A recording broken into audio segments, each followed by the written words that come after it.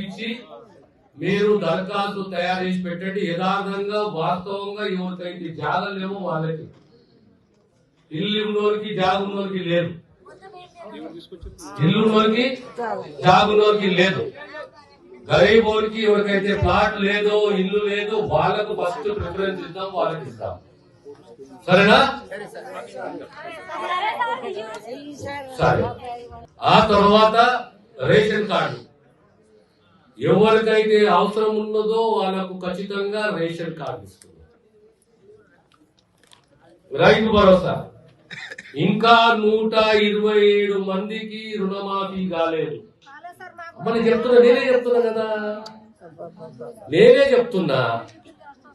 నేనే చెప్తున్నా సుమారు 345 మందికి రుణమాఫీ అయింది. 2 లక్షల కోట్ల సుమారు 2,81,00,000 రుణమాఫీ అయింది. ఇంకా 127 మందికి రుణమాఫీ కావాలి. ఆ రుణమాఫీ కూడా పూర్తి చేయాలి. ఆ తర్వాత మీ గ్రామానికి సంబంధించి అప్పటి నుంచి పెండింగ్ లో ఉన్నది ఒక ఇష్యూ. ఏంటది?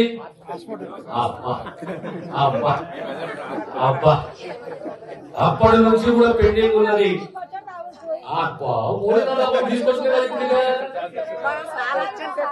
అప్పుడు వచ్చింది.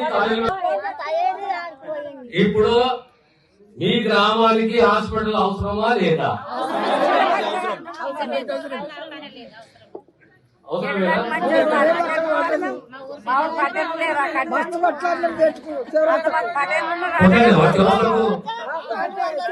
ఇంట్లో ప్లాట్లు ఇస్తామో ఏ రోజైతే ఇండ్లు మంజూరయ్యి మన శంకుస్థాపన చేసుకుంటామో ఆ రోజు మీ నేరడుగుంట కూడా ప్రైమరీ హెల్త్ సెంటర్ మంజూరు చేస్తాము.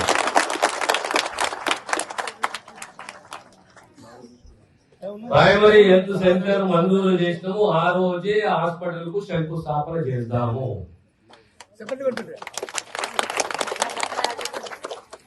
ఇద్దరు సార్ 11 మంది